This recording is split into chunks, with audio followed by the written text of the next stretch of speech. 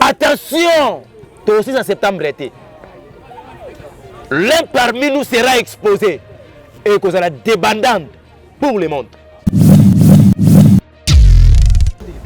Nous avons des films. Et à Baloussa, on a un angle évangéliste, tu peux pas imaginer. Oh. De Kolanga Lendele, c'est qui aime bien châtie bien. De Kolanga Lendele, c'est qui aime bien châtie bien. C'est une bonne chose de dénoncer les autres. Mais si nous sommes habités par l'esprit à critique, pour faire voir aux autres que Bango Basama Baby Soza Malam, Dieu m'a dit. Et c'est pour bientôt. Il y aura cela parmi vous. Oh, le Lobozan a renommé, ils seront exposés.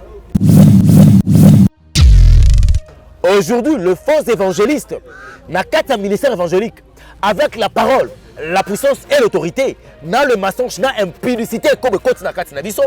Oh, là, tu d'autres évangélistes.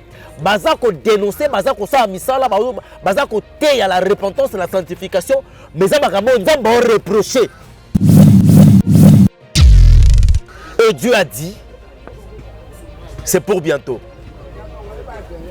L'exposition que vous avez là. Mouton Nzamba Tcheli piège. Ah quoi? Mouton Nzamba Tcheli piège. Ah quoi? Et longa, na zui fimbo, na balusi na ngambo ministère évangélique. Mouton Nzamba Tcheli piège. Ah quoi? Mouton Nzamba Tcheli piège. Ah quoi? Attention! Le 6 septembre, l'un parmi nous sera exposé et que sera débandante pour le monde.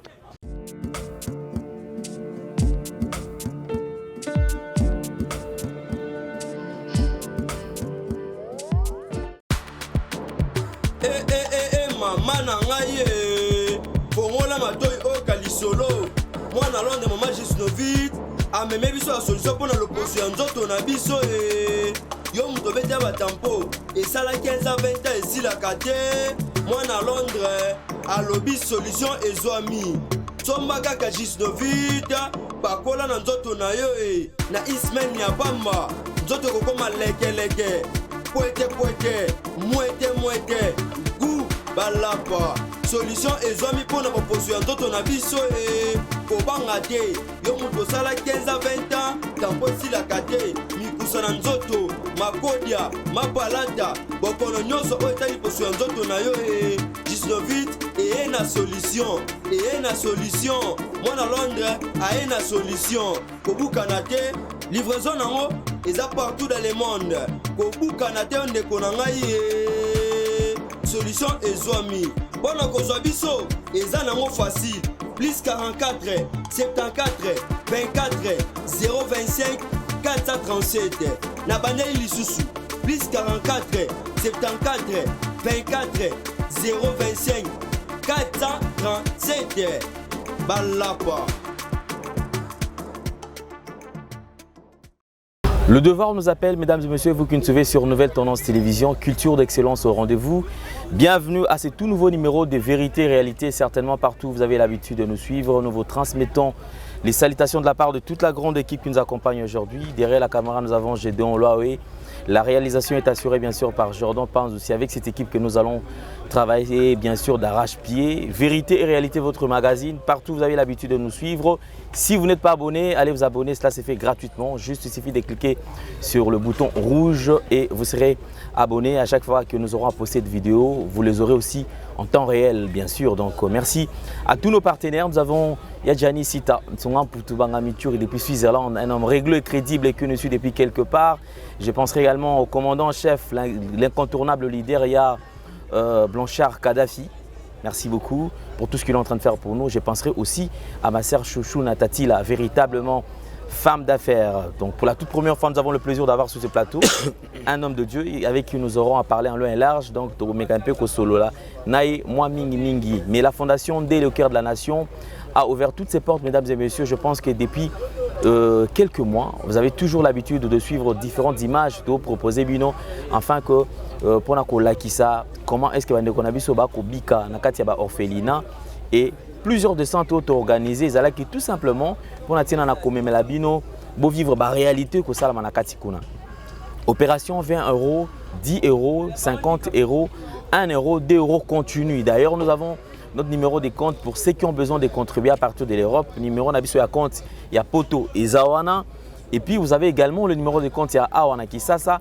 Et ceux qui sont ici, vous pouvez aussi contribuer à travers les 2 numéros Airtel Money et puis Orange Money. Ce sont les 2 numéros que nous utilisons jusque-là et qui permettent biso tozwa et ndambo bino pour contribution na bino pour natina toki kusunga bande ko na biso na ba orphelinat pe esika oyo bazali na ba difficulté. Et pour na bandeko baza na poto ou boza na besoin ya kotinda, vous avez des vêtements bolata kalisu c'était le bagi déjà concert au salama dans 24 communes auto sala collecte et gozala pour natina na kosunga bandeko na biso wana. Donc frère frère Blaise Maka, pasteur Blaise Maka également qui va nous accompagner. Donc gozala nae na différentes communes, donc commune après commune pour natina na kosala bongo tobi awa offrande ozalaka et la mola tarate ozana mungwa ozana loso ozana nyoso to disposer jour wana yango etokozwa kopesa pe na ba ndeko na biso ya ba orphelinat o ba ozala sur place wana tozobeta c'était pour na ba ndeko ba kambie ba orphelinat.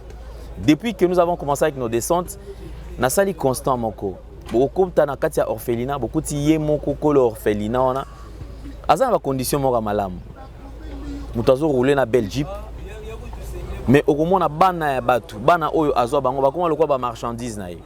C'est-à-dire bazo pesa batu mais mbongo ezokoma la bana wana te. C'est vraiment déplorable. Je crois que bande koto mais quand peut changer si réellement vous êtes sensible au cri de détresse luka o manifester volonté wana. Balobi mbongo oyo eza pona kosomba elamba somba yango somba elamba opesa mutu. Mbongo opo somba loso zwa somba loso zongisa pesa bande ko wana.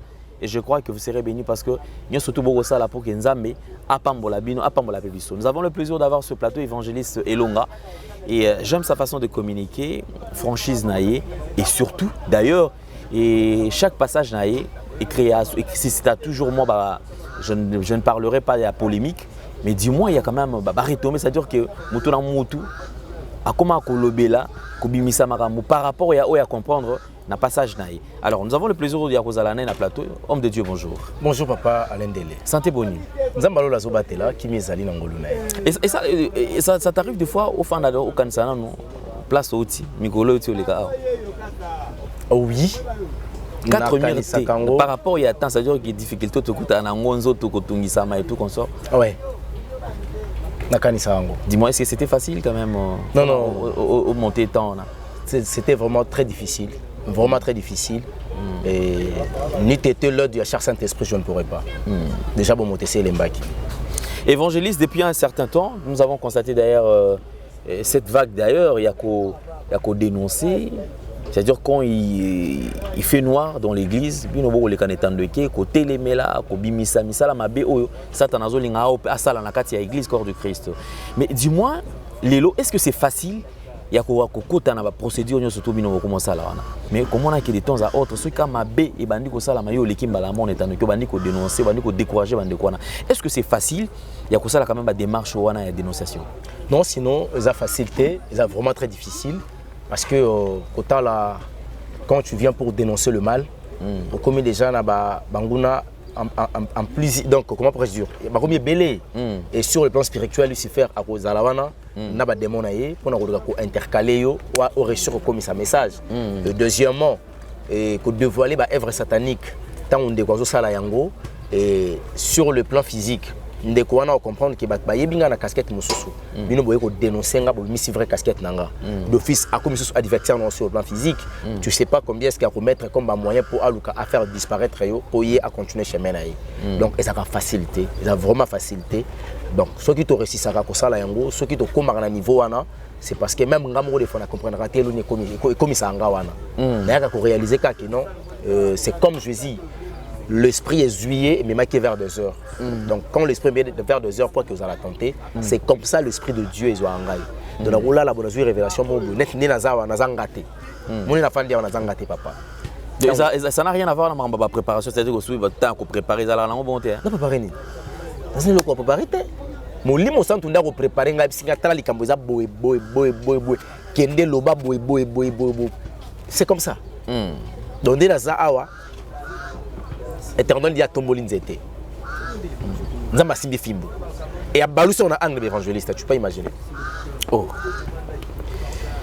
Dans le jour passé, c'était Bizaki pas pasteur, Izalaki Koto, docteur, Izalaki Koto, ce Koto a tourné par évangéliste. Ndekonanga l'endele, c'est qu'un bien châtie bien. C'est une bonne chose d'aller dénoncer les autres. Si pour l'édification de l'église, c'est une bonne chose. C'est pour aller sauver les âmes, c'est une bonne chose. Mais si nous sommes habités par l'esprit à critique, pour faire voir aux autres que Bango Basama Baby aux âmes, Dieu m'a dit, Elonga, Nazui Fimbu, na Balusi Nangambo ministère évangélique. Et c'est pour bientôt. Il y aura cela parmi vous, oh le besoin la renommée, ils seront exposés. Ça craint déjà. Benda Bango Matoi, Emi Kebisa. Yango na ekoloba. Mes frères, et le bin de Kolanga Roger Baka, toi valaka le rouleau, mais au moins, Éternel nous a dit, Fimbo na ye telemeli biso. C'est le bon moment pour nous. Yakoye bakozonga na 4 vraie repentance. Ça a été le cas avec le pasteur.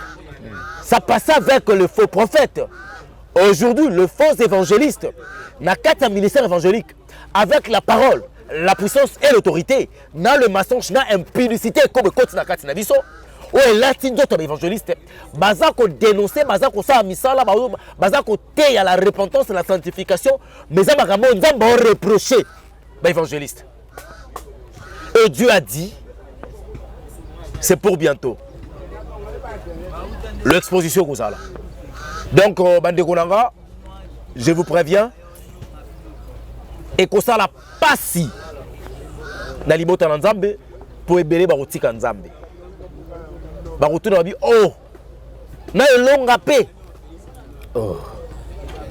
Donc, na elonga pe, na nyoso ya lobaka.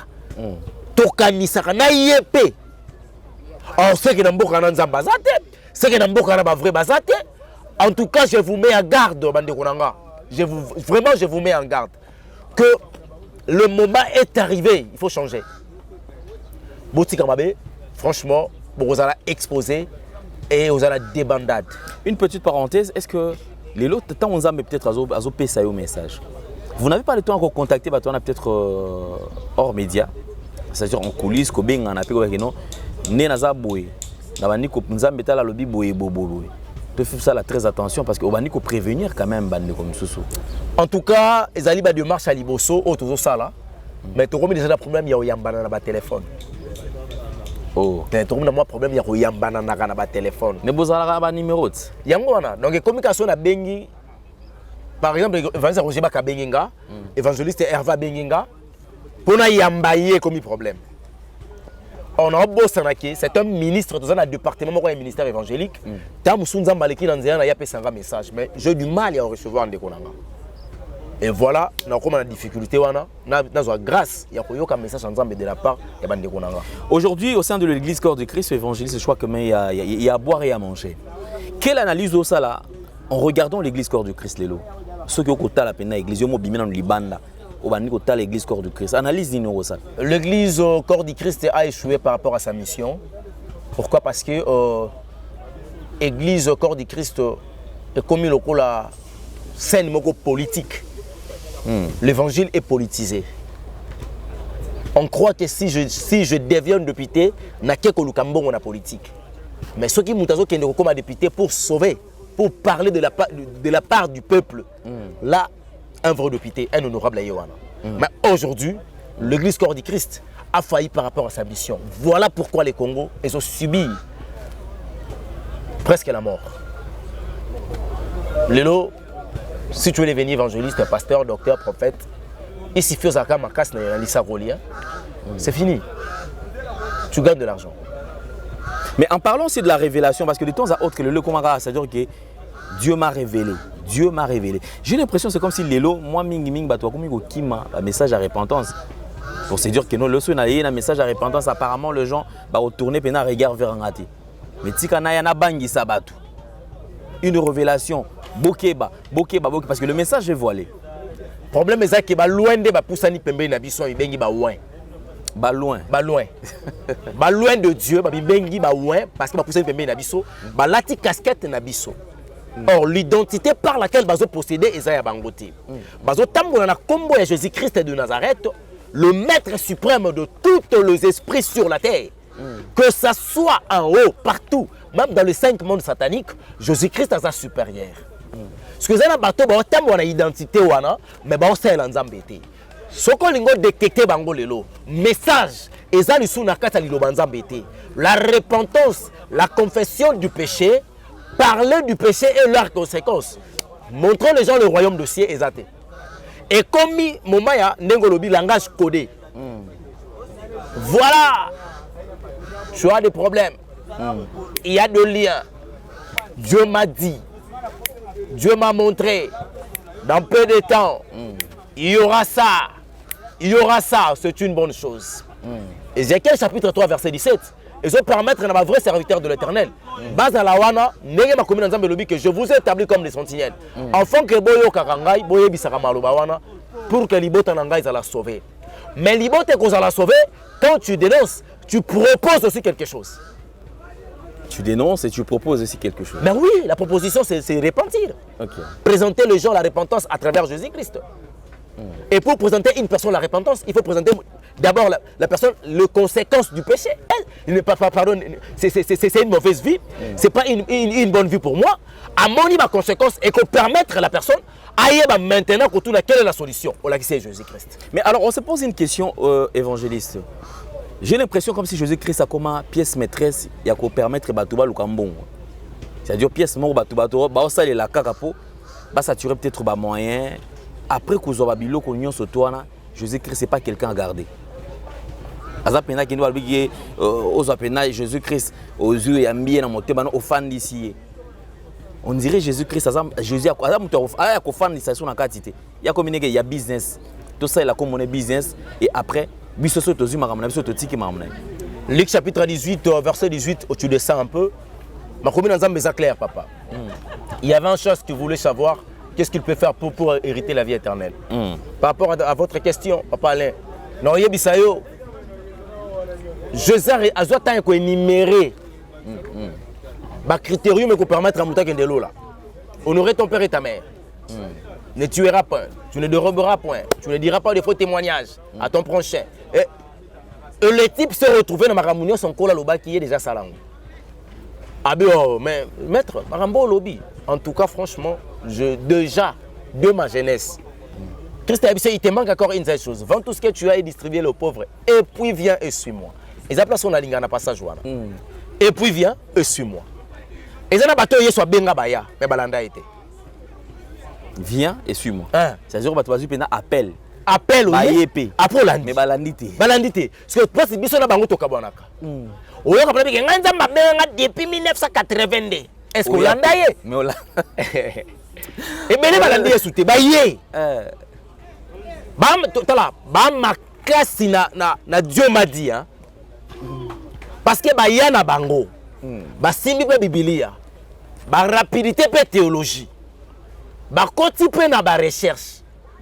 Mais ba luki molimo sans tout. Et Hollande Christ, ça signifie au compte na chemin désert. Au ma croix, brisement. Et tant que commencé à nzamba briser yo pour landier mingi bazonga en Égypte. Ça c'est grave. Batiki nzambe parce que batali to kanisa ki so to ye to koma lokola ndeko intel. To koma le roi pasteur Rola Dalo. Mbala moko anolia dima moko nzamboka. Nga personne komi wana parmi ba fidèles nga mwana nga mo pa comme président de la République. Nga pe dime bando ya. Ayebo e ba la kiseka ke fo fukamaka. Nzambe faut qu'il na roluke na bangomba. Nzambe faut qu'il na roluke na bazamba. À comprendre que on a yela que ça on a monate. Tant que ça na rolakise mambo la kisaka Jésus. Mi buaka po ekomama. Fukamelanga na kopesa yo, afukameli satanati. Voilà pourquoi par rapport à votre question, kotali salibota na Nzambe ke ezana batu ba comme ici et tonga na Nzambe, comme ici Jésus Christ de Nazareth, objet na bango. Tu utilises un terme wana, il y a commerce. Fond de commerce na bango.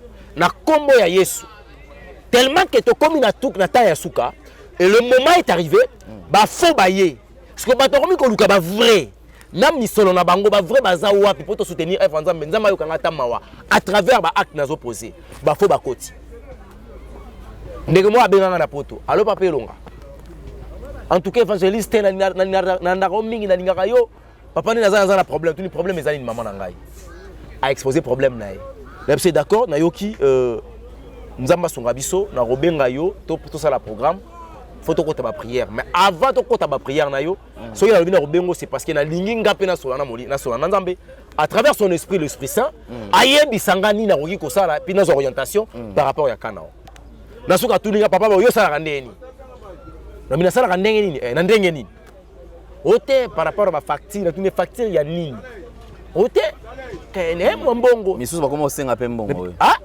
mama oluki na ngalika muzamba betanga de yo yo bono yebisa yo parce que nga na futi combien kuna donc na ye ko réaliser que il y a cela mais bazana ba facture ba pesa rabato ya ba consultation même les sakoli ba mo te ka grâce mais la grâce ne suffit pas les abato ba ya mais balanda yesu te parce que biso to landa yesu. Mais évangéliste quand même, tout qui est pas il y a pas très longtemps ici, nous avons suivi quand même Baéné Nayo, pasteur Sony Kafuta, tout le monde prophète Denis Lessi, pour ne citer que ceux-là. En regardant ce qui se passe dans le milieu des serviteurs de Dieu, qu'est-ce que tu t'es dit? Parce qu'il y a certains propos, mais bateau, on ne sait plus. C'est comme si Maramuna Bango ou Basala Babosana qui est serviteur de Dieu. C'est-à-dire qu'il y a certaines choses qui sont permis, il y a ça il y a certaines choses qui sont permis.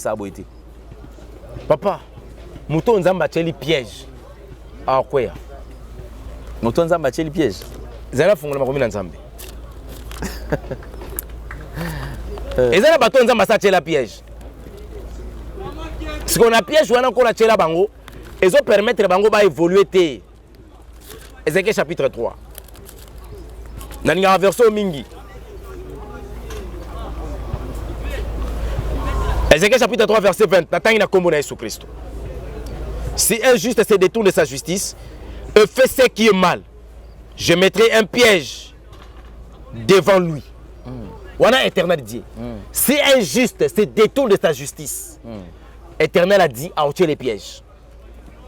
À ôter les pièges, il mourra dans son péché. On m'a dit de quoi en Koufa. Si on a déjà ma valeur, il y a esprit par laquelle les gens possèdent exaté. C'est fini, ça démontre au Batou Basali. Papa, ce qui est dans la nature, il y a un zambété. Alors comme dans la nature animale. Ce qui est dans la nature animale, il y a la nature satanique.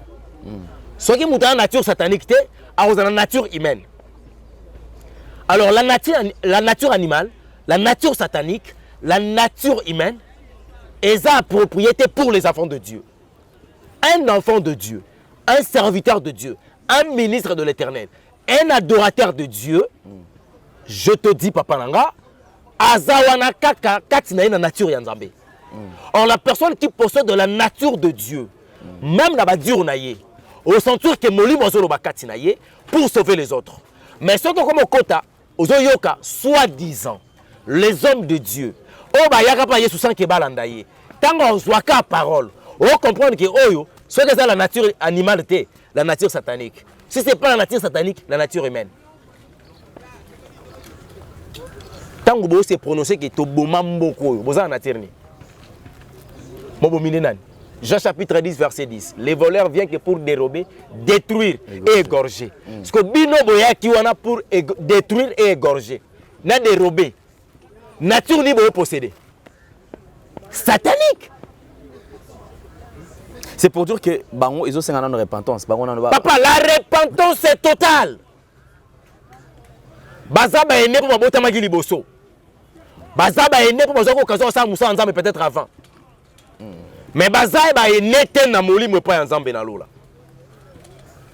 Le temps est là. Papa, la grâce par laquelle on a toujours parlé, c'est quand tu es encore vivant.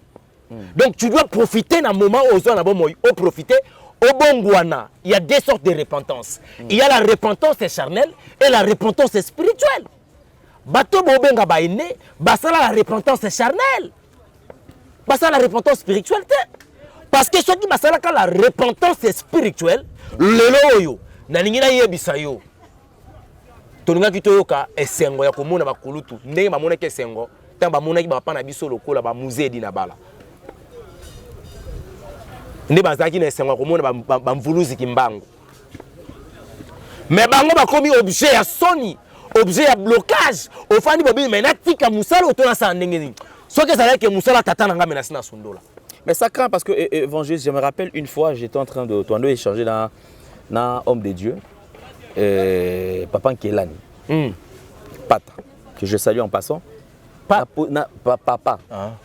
Je lui pose la question, même si papa, est-ce qu'on a fier il y a banana, c'est-à-dire la génération où quand même les lobino, c'est vrai le au ça toujours ça l'ensemble mais les corps ne répondent et le ça peine occasion surtout que au ça la peine mouvement n'engo ça l'engo mais aujourd'hui génération auto comme on allait est-ce que ça fier na bango ay singate na tuni oh papa nous avons pas bolé pourquoi on a fier na on tel bité bazo banga nzambe te toquer plus loin la conversation na biso je lui dis est-ce que Ozwakata, il arrive de fois baya et pas na yo, bazwata ba conseil à lui baki makanga.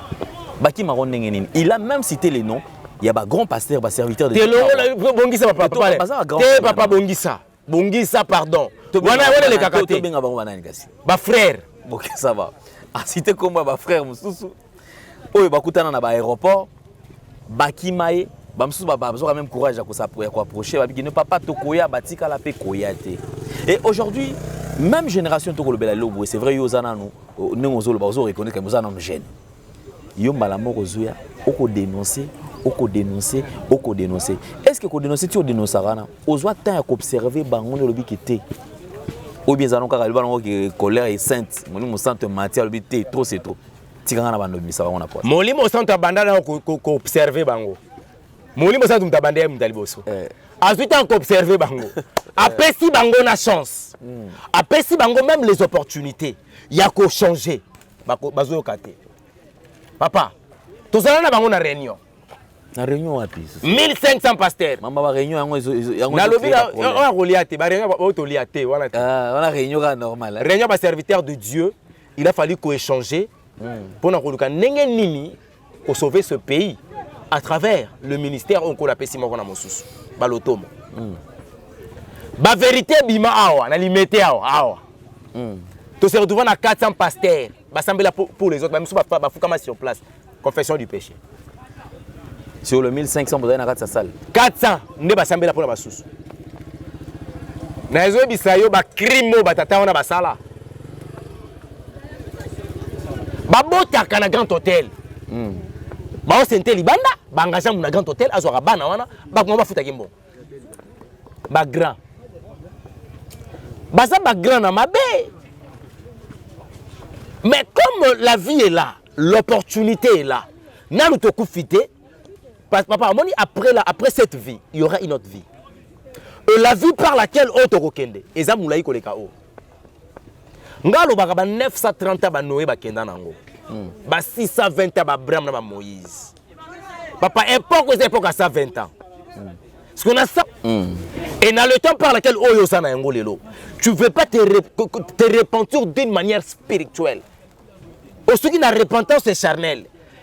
Na la nié sous parce que Yesu abi qui sakaba beli. Bato balanda Yesu pour na lipa bali lipa bakenda. Mais bato balanda Yesu pour chercher premièrement le royaume laissé. Le reste ça ba etc. et oyaka na sima. Et ça bato ba yaki balandi ba komi pe balandi. Ce que bango ba ya po balanda été. Ba yebi que chemin de la chemin à souffrance. Pour ce qu'on tengi ma commis abi ba rocha bino na boloko pona ngai. Bako kanga bino, bako chola bino, bako boma bako couple bako boma bino. Babi ke ngare ko kufela Yesu. Na kota kacho pona jamais. Vaut mieux na s'associer na babomi. Tout bon ensemble. Mais ngana on chaka Bible likolo. Mais on se pose la question, j'ai l'impression comme si reconnaissance des grâces, c'est évangéliste, suis évêque, azo purger na boloko. Tout le monde est à ta place pour ça, la réunion, que notre que tout le monde là quand même évêque abima parce que peut-être maman va. Mboko nko la battelité ozo batela zo sala on travailler enfin. Mouton nko la protéger, t'es temps de protéger ton sein. Mouton encore à défendre était. Nga ya longa na ko défendre mutu. Atela mutu maboko. Mouton nzambe a exposé. Toye ko loba ke ndeko bongwana parce que vieux so mené ça mabe, ya le beza lukunya. Pour l'équipe non a vieux lukunya. Afuka misa tie maboko. Likambo tela ki mutu maboko et ça même likambo yo côté liboloko. On se manque pas de Dieu. On se manque pas de Dieu. Ce qui nzamba beta mutu tika nzamba beta e. Yo zo ya kusunga nzambe yo nani. Maboko tela ki e. Oyeba ete kalega na puissance. A communiquer au milimo. Yo ke boloko na place na e. Yemo konde kwango. Un jour, a oki bien, dossier soi-disant dossier na ici là. Azo remercier ba confine ba wera. Ba jibem pia na bato ba soutenaki e. Est-ce qu'il y a remercié kata tata wana chaka maboko? Si on monte à ce impidique maboko, il y a beaucoup de dossier évangile. Soit disant le dossier à ce lubrifiant. Il paraît dans le côté. Il paraît. Il paraît. La justice congolaise qui a éclairé. La justice congolaise qui a éclairé. Est-ce qu'on a sous Kanango? On a un évangile. Oh, papa. Mais il était mon niveau cette fois. C'est-à-dire, Moutou nous a exposé. Donc, il faut que tu. Il y a mon temps pour se Éternel Dieu mo uzoso na ye. Qui suis-je pour que songa nzambe? Papa, na kati ya makomi na nzambe nazo yebisa yo, arche nzambe za ko kuya. Mtebi arche ko ko etaka ya akoyamba arche na babomai. Na songa nzambe te. Okoyamba onde. Moïse azalaki pire nzambe tala papa. Bana Bible za la Bible de Genèse Apocalypse. Ato bandi ko tala ba apocryphe au monake. Eza na prophète moko te nzambe utiliser ko leka Moïse. Ate. Le prophète Moussa a dit que la vision, la songe, la révélation. Mais Moïse a dit que en face. Moïse a fait des ma vie, on a posé un mot. Mais Moïse a dit jamais, jamais reçu un mot. Bon, Moïse a mis un mot dans Congo. Vous imaginez. Moïse a fait le feu dévorant. Moto pe na ratanzete. Moïse anga pour savoir ba sandal, place na comme ça. Ba kuta na nzambe osola. Boye na rata moto. Mais tango komi na kata désobéissance, abso raté kana. Ce qui goûte Moïse. Muta zo swana nzambe boye. Ba ona kana ba kuta na te. Boni ngana yo tata. Ba preuve encore le qui se ba sali na ba Moïse. Non le qui si bisote. Ngana osenga bande konde bazamba boloko bongo bazo puriger. Eza so que ça ba ke ba na kata vérité. En tout cas ba simba ka Job. Souffrance les gars Job te. Balo ba lo Job aloba. Je sais qu'un jour mon rédempteur il se lèvera le dernier. Et on a bien. Prophète Denis c'est qui dit a eu difficulté par lui 5 vrais prophètes au Zondima na Moko. Il a eu du mal. Il y a autant à 5 prophètes. Mais ça raison parce que les prophètes ont kolo atikali au kolo zana bango lelo ba yebanite. Ba mino na médiate. Est-ce qu'il y a mitanga yikutu? Tant on a akoki mitanga te. Donc na yena ba tout à ça raison. Obimisa nani? On dit mélangé quand même. Nani? Nani mélange Jésus-Christ. C'était qu'on dit maïe quand même que il est encore dans le Quoi l'eau que la personne de la paix crime.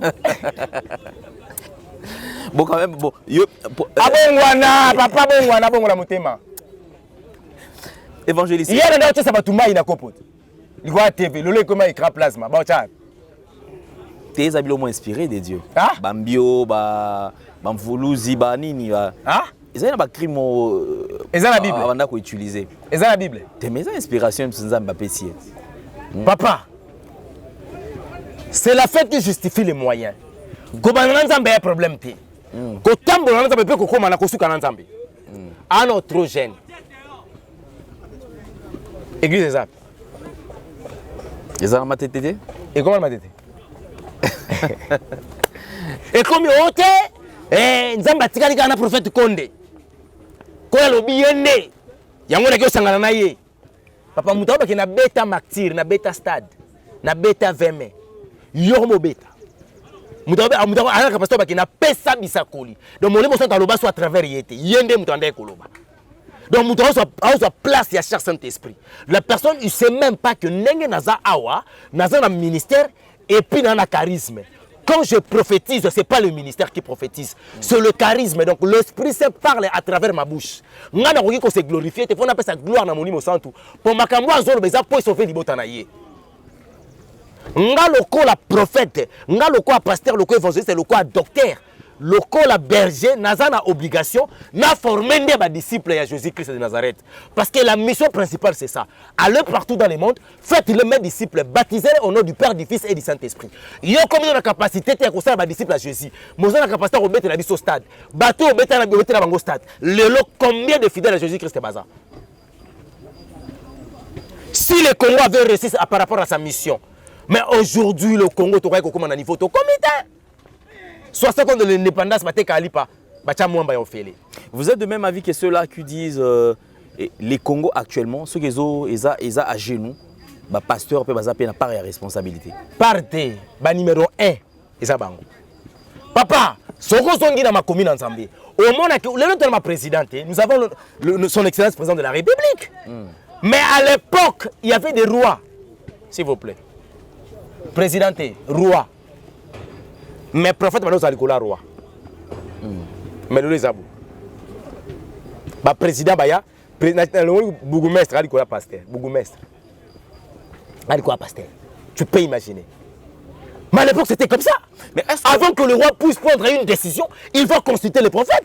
Le prophète a tout Nzamba lobi a yebisié que voilà ainsi dit l'Éternel. Salaboy, salaboy, salaboy. Aujourd'hui ça se fait pas. Un prophète peut être ami à un président de la République. Parce que le lot généralement tout le monde a un ming prophète mais ami à président de la République. Mais qui analyse la définition d'un mot ami, tant on a question sur le plan étymologique, il faut aller ami à Molimo Santo. Prophète face à la ami à Jésus-Christ. Soit ami à Jésus-Christ, je pense leur amitié et que permettre de connaître Azali président de la République, Azali excellence, Azali nani, Asungaye na marambon kololo. Alors on revient sur ce que tu étais en train de dire tout à l'heure. Bah pasteur, ozo reprocher bango nini. Par na bango, la destruction en mboka oeza wapi. La parole, la bonne nouvelle était amitié. Papa, tu peux imaginer une velouse qui mbango. Atterre sur la repentance. C'est moi qui mbango atterre la repentance. Mais il n'a jamais été accompagné par le Congolais pour soutenir le ministère. Enfin que les Congolais va la repentir comme réellement chrétien. Parce que les chrétiens, malgré que ça nani, il y a protestant. Azo baptême l'église protestante, sinon on a dit bon et heureusement tu as kufa atika pe église té. Atika pe religion té. Na simana yende religion qui bangiste yena ba église tout consort. Papa na biso musée dinabala. Atterre sur la repentance. Le long sur la repentance. Est-ce qu'au moins que la maigression n'a pas de la fin. Tant que renard bon que ça va élever la campagne. Il faut dire renard bon que. Ah ouais, l'évangéliste va ça la succès. L'évangéliste qui jamais la gibila. CPC Congo pour Christ. Succès va koka kotambola. Eza mabe. Papa, le miracle le plus solide. Un miracle totalement au mouton Lukaka et ça mouton Lukaka comme chrétien. Faites-les mes disciples. Baptisez-les au nom du Père et du Fils et du Saint-Esprit. Mbalamoko Romains chapitre 8, premier verset que maintenant il n'y a aucune condamnation pour ceux qui sont en Jésus-Christ. Si vous êtes comme disciple, attendez que je vais ici là. Pour ça, lundi mouton abikisaka. Ngana la kiso yesute, na la kiso mbio. Mbio yango. Eza na kombo Yesu na katite. Soubassement nango c'est pas le nom de Jésus. Na yelio karatakpanga. Baratakpanga et na soubassement ya molimo sans tout. Quelle est son importance? C'est même pasteur, je pense que il y a eu plusieurs prières organisées. Ba rencontre ba prière ça la maman est belé. C'est-à-dire na oh ba na ba prière ba organiser na pe ma bébé kaka. Sort nango zanine. Conséquence parce que la prière est pour la rater. Prière est à réaction na souka. C'est bien beau de prier. Maintenant ba résultat ba prière ya mboka. Oh et ça les ma résultat zanine. Où est le Congo? Le Congo est agenoué. Surtout mon adja ba kimbangisi basangani, ba musulman basangani, ba passé basangani yo nyonso wana zo. Est-ce que ma belo c'est ma musulman? On boka maoumé. Ma belo. Ezali ba kimbangiste. Ma belo to c'est Jésus-Christ. Pourquoi est-ce que le religion n'a pas religieux? Bazo bossa na ke moko zamboka ba religieux te. Ezamboka on trouve vivre dans ba religion te. Parce que le christianisme et la religion ils sont différents. Le christianisme c'est pas une religion, mais le christianisme c'est une vie. La vie de Jésus, si tu acceptes Christ comme Seigneur et Sauveur dans ta vie, tu acceptes d'être baptisé et d'office avec le baptême du fait, au commis chrétien, au commis bika, au vivre vie à Christ, nous avons chrétien. Donc c'est une vie. Mais la religion c'est un système. C'est un système bien établi. J'ai l'impression comme si c'est la religion qui a pris place. Hein. C'est parce que le Congo c'est un pays laïque. C'est là où je demande aux chrétiens de faire plus la politique. Quelle politique? Politique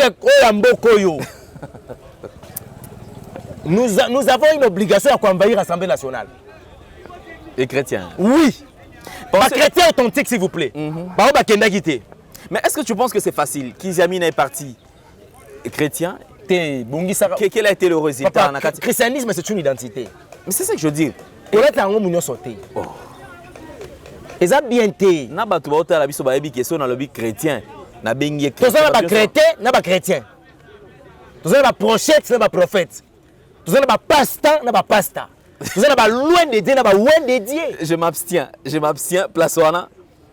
Mais je pense que Bandewazé Belé, le résultat n'a pas été convaincant jusqu'aujourd'hui. Et d'ailleurs, et comment même regret, bateau appelle ça on voit.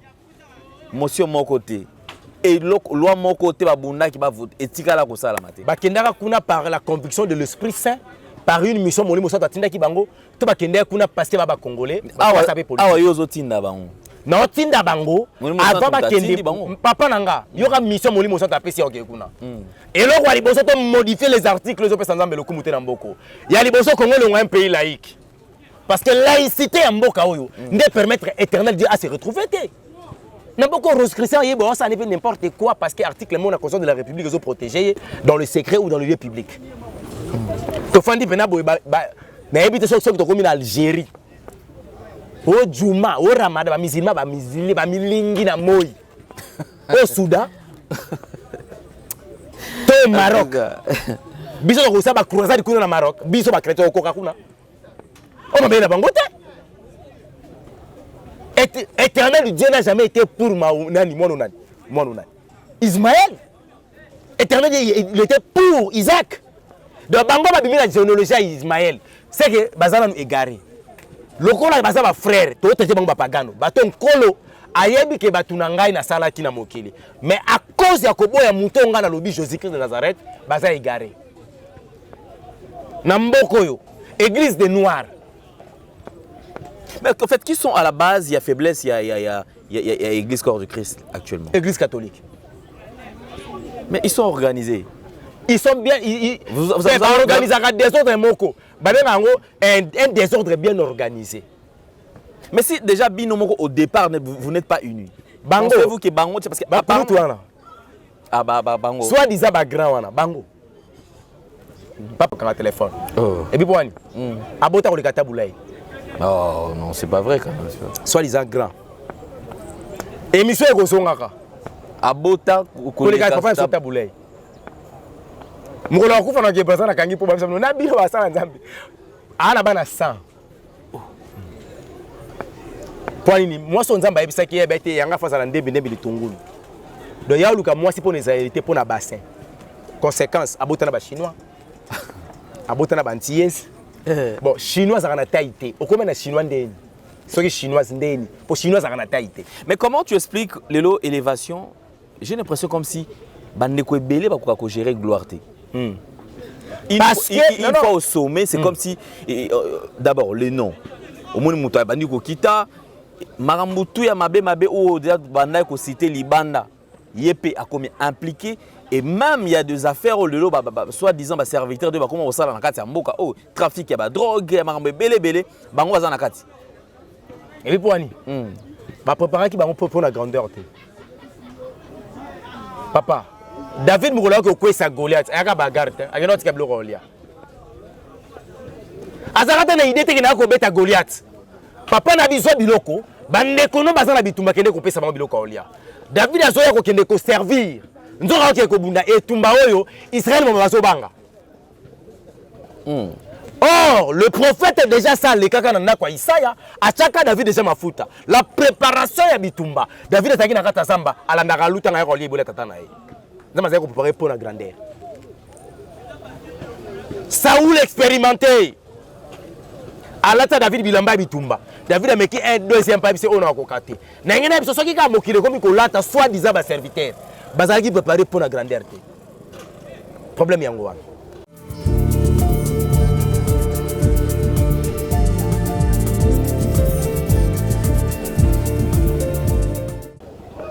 Aujourd'hui, je pense qu'on va toucher quand même ces petits points. Tout ça, là, juste ce passage en clair, hein, en ce qui concerne Maram Oye. Et ça, là, on est comme on a par exemple tout autour d'un serviteur de Dieu. Bon, aux autres pixels, un serviteur de Dieu. Lobakar. Banza basé belé. Lobakar.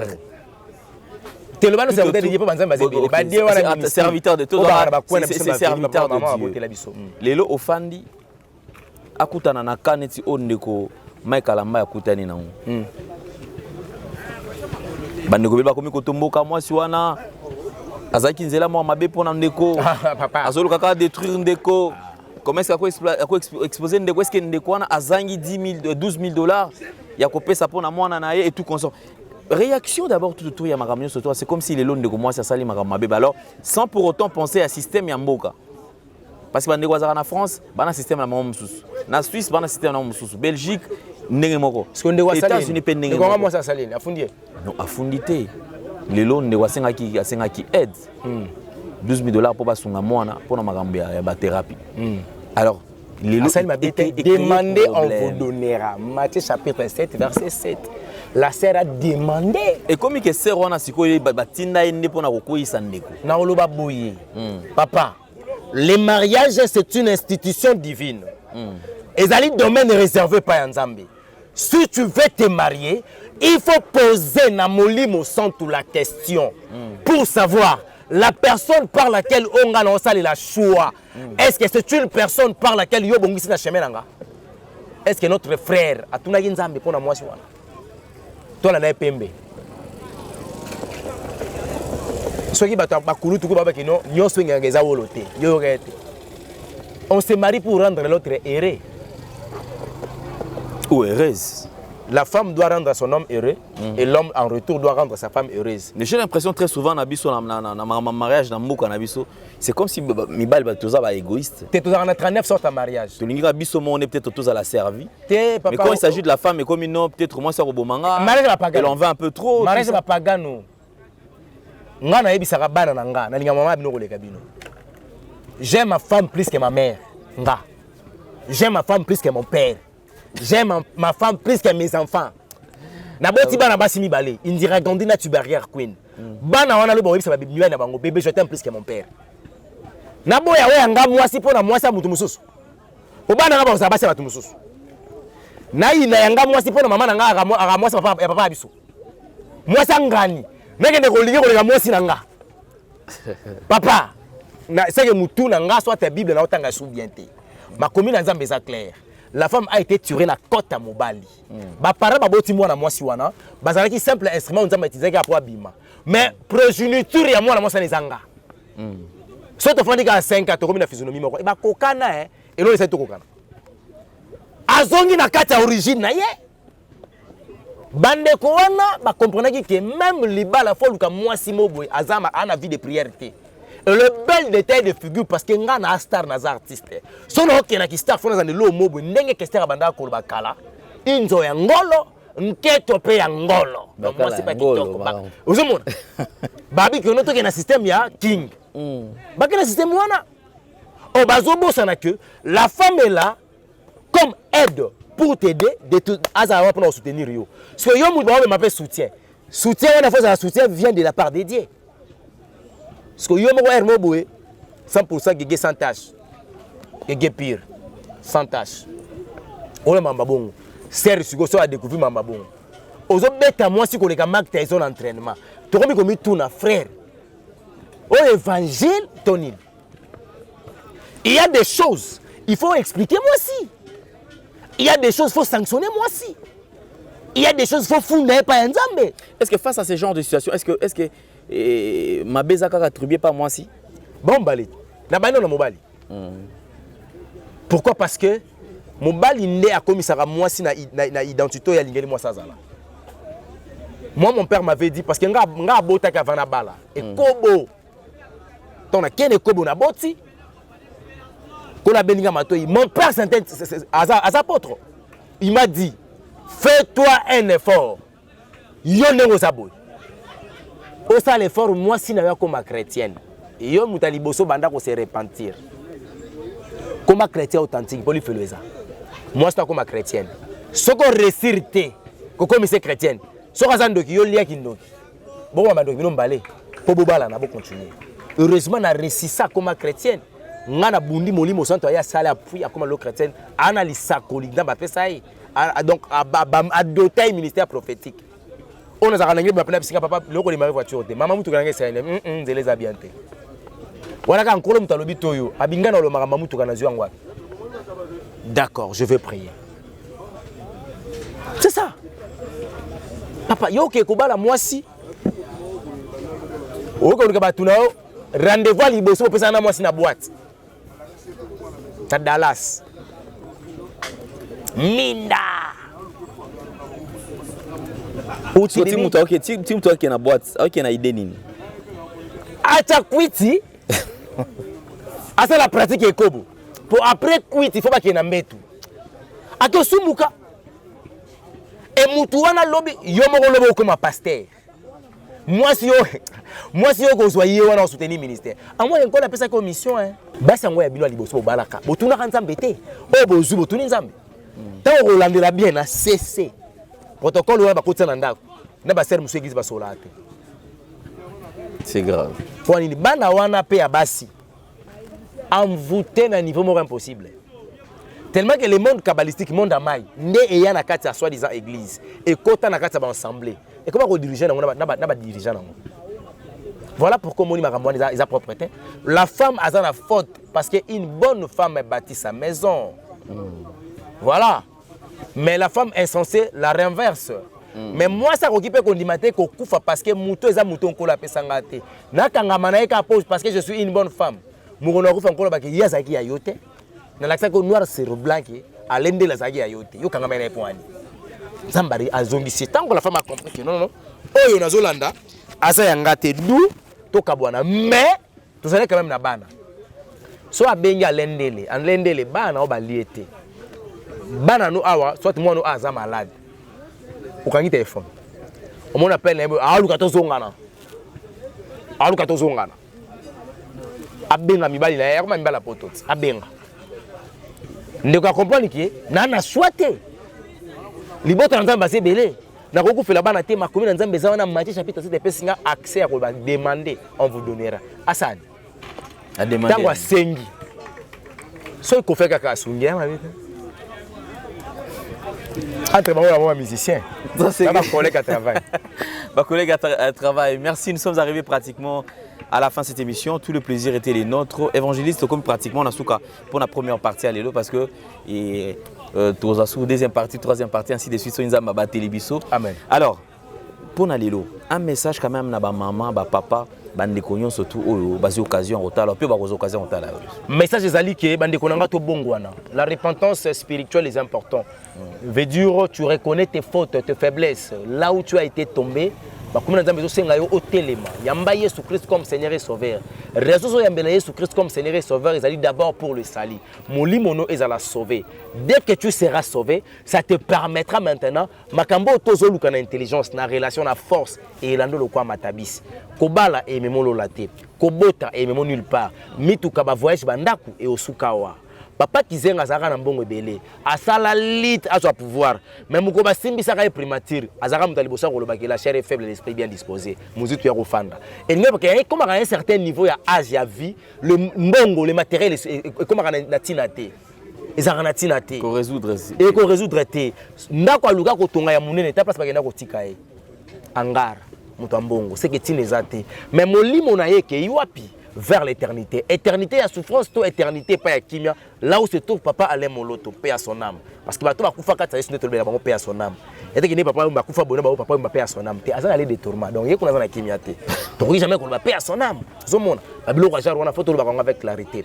Alors je demanderai et je lancerai l'appel. Na bande connu sur bayamba sous bayamba sous Christ comme Seigneur et Sauveur. Ce que Monique, aux âmes ma faut confesser. Aux âmes ba oyo sala. Aux assure que mon t'a convaincre yo benga biso. Notre numéro est là. T'as repris ce numéro, papa? Vas-y. Plus 243 97 58 21 175. Je reprends. Plus 243 97 58 21 175. Là, c'est notre numéro. Au bengi biso sur WhatsApp. Je pense que tant que tu peux échanger, mon limo santa ko songa biso, tu peux banen te orienter yo pona ko bezala vraiment lobby ko préparer église pour le royaume de Dieu. Mais message doit pas ça évangéliste ici ko. Évangéliste Roger Baka. Osa un nom. Évangéliste Hervé. Évangéliste Kizamina Kibila. Évangéliste Soni Kafuta. Évangéliste Claude Kabundu Alessa. Évangéliste Longa. Bamsuna Tangite. Évangéliste Tuya Mboko. Naya monde. Éternel Dieu a dit. A tombé le film pour le ministère évangélique. Ayo bêta. Attention, le 6 septembre été. L'un parmi nous sera exposé et que ça la débandante pour le monde. Papa, bongo la motema. Kolingate makambo tozote ya batu biso moko nzamba reprocher biso nango. Quand tu parles de la sanctification, t'as ta sanctification. Quand tu condamnes le péché, yomoko boya le péché, ailleurs le péché. Quand tu exposes les autres, attention, demain, on mesure la même échelle où on mesure qui baninga. Le moment est arrivé, tout bon. Je vous demande, na rôle normal, totangani, na tangi bisonio sur l'évangéliste un message. Oya koyoka vous allez sauver, oya koboya vous allez épargner. Papa, Lucifer azalaki un ange de lumière, mais il n'a jamais été épargné avec ses anges moussous. À combien de fois tu raison ganayo? Merci papa Alain Dele. Nous allons merci Pambola, nouvelle tendance. Merci. Notre chaîne parce que c'est ici, c'est ici. La semaine atteint une ou deux fois, nous avons collecté pour nous faire un message. Ceux qui ont sous après Sibiso, ceux qui peuvent abomber Biso. En tout cas, bande communauté, on va nous s'abonner. Ah ouais, et longa, c'est longa zalagao. Donc vous voyez que quand on s'abonner les sous. Pour oser penser un message dans la mingi awa ça sera une bonne chose. Nous avons la mona yo papa nanga na équipe mbaya nouvelle tendance na déplacement bosali pour na roya lukangai et balobaka pa na biso que considération les kakabomengo. Ce qui muta lukio c'est ka considérer après sur les belé ko les kakabomengo. Merci pour la considération. Nous avons la mona yo. Merci beaucoup évangéliste. Mesdames et messieurs, nous sommes arrivés pratiquement à la fin. Si vous n'êtes pas abonné, tel que l'évangéliste vient de le dire tout à l'heure, Kende au s'abonner. Merci infiniment. On a binogno surtout au Yobogota Labiso. Si vous avez aimé cette émission, dites merci à Gédéon, là qui est derrière la caméra. Jordan pense également qui est sur la réalisation. Merci Nabino Nyo surtout au Bogota Labiso. Alors, c'en est fini pour aujourd'hui. Portez-vous bien. Bye bye. À la prochaine. Au revoir.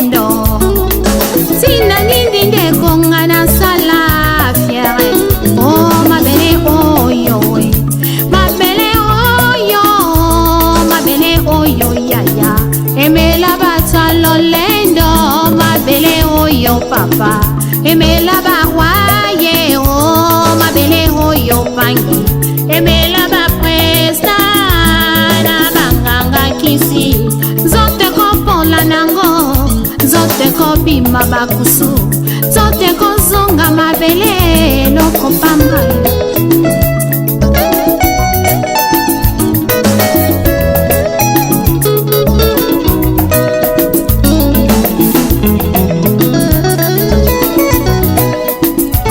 Salina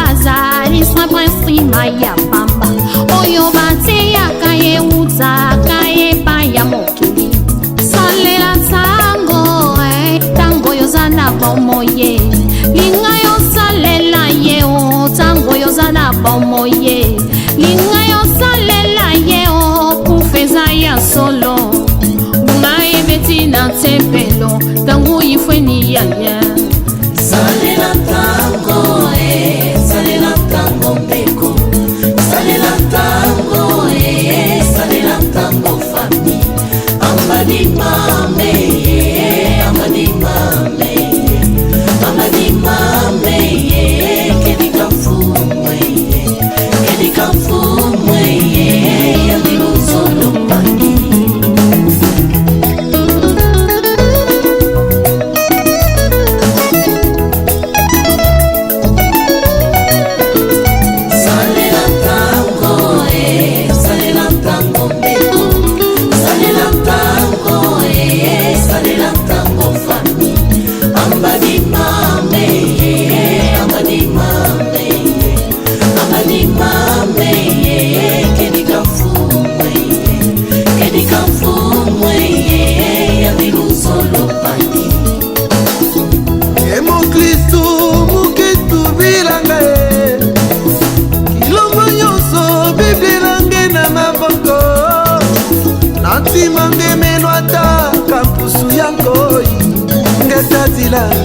ngetadila na kilumbu ya suka zina nange ikelebe